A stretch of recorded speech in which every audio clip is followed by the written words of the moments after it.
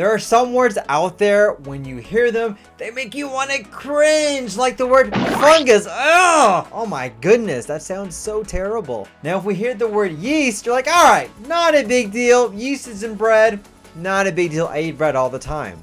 Well, did you know that yeast is actually a fungus and you actually may be infected with a yeast infection? Oh my goodness! In today's video, we're going to talk about yeast allergies.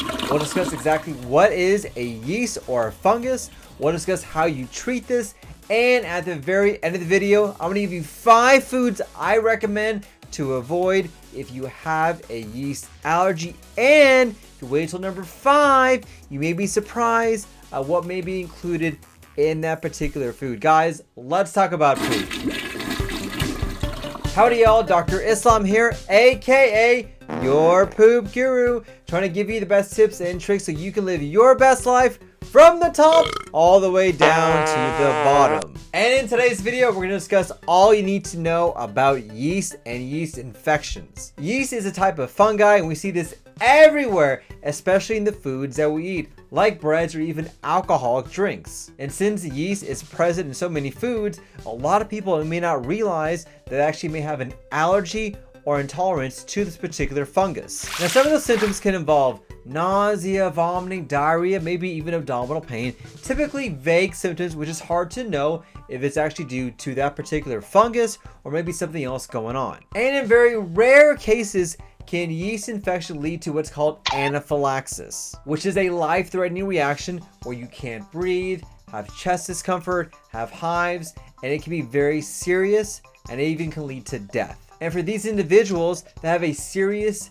yeast anaphylaxis, they have to carry an EpiPen to make sure they inject themselves whenever they have a reaction. Now, the most effective treatment to prevent a yeast infection is to avoid those foods that have yeast. But the issue is that so many foods out there actually have yeast, and there are some foods that actually may have more yeast than other foods. So what do you need to do? Here are 5 of the most common foods that typically have yeast in them, and you may want to consider eliminating these foods from your diet to see if you have a yeast intolerance. Number 1 are baked breads and pastries.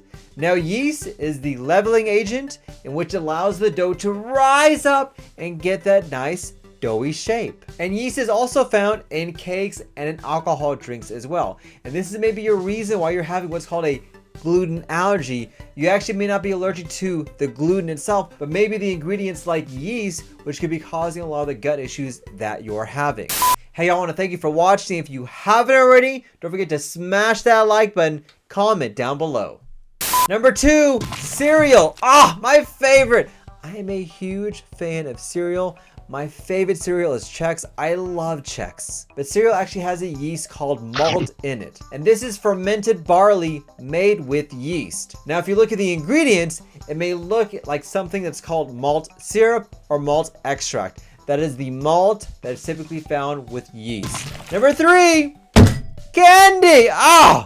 Believe it or not, your yummiest candy may also have malt and also may have yeast in there. You are eating a fungi when you're having that Twix bar. You're just like, the yummy fungus, so good. Now be sure once again to read the ingredients list carefully so you know exactly what you're eating and look for the word malt. Number 4 is soy sauce. Soy sauce is basically fermented soy.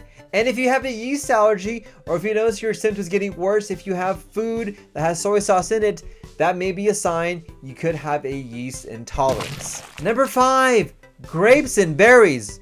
Say what? Yes, I told you you'd be surprised. Normally we think of yeast as something that you actually add onto food, but there are some foods like grapes and berries that naturally have yeast in them. Now, it's found in very small amounts, and in the vast majority of people it would not cause issues. But if you have that yeast intolerance or yeast allergy, you may notice your symptoms getting worse if you have certain fruits like berries or grapes. Now, knowing where yeast comes from can be an important clue to find out why you're having some of your gut issues. So I have a lot of patients that know they have a yeast allergy. They avoid things like cereal and grains, but they go to their Chinese restaurant, get that Kung Pao chicken, so good, add that soy sauce, then all of a sudden they're scratching their heads, like literally when they're having a reaction and they don't know exactly what's going on. read the ingredients, know what yeast is in, and find out if this may be an issue that you could be having as well. So here's my call to action to you. This week, I want you to keep track of what you're eating, try and look in the ingredients, and see if you notice you have either gut or non-gut issues after you eat certain foods. You may come to realize that that soy sauce that you like to add on to your food may have yeast in it, and that could be a reason why you're having gut issues. Check to see if there's any stealthy yeast going on in there. That may be the reason why you're not feeling so good. My question today for you, have you had a yeast infection? Do you know you have a yeast infection? Have you noticed your gut issues get worse if you eat certain funguses? Ew! Comment down below. I would love to hear what you guys have to say. I want to thank you for watching. Don't forget to smash that like button. You know you want to. Like, share, and subscribe. And if you haven't already, don't forget to subscribe to my newsletter where you get great tips and tricks like you're learning in this video. Guys, thank you for watching. I really do appreciate it. Don't forget, let's talk about poop. Thanks, everybody.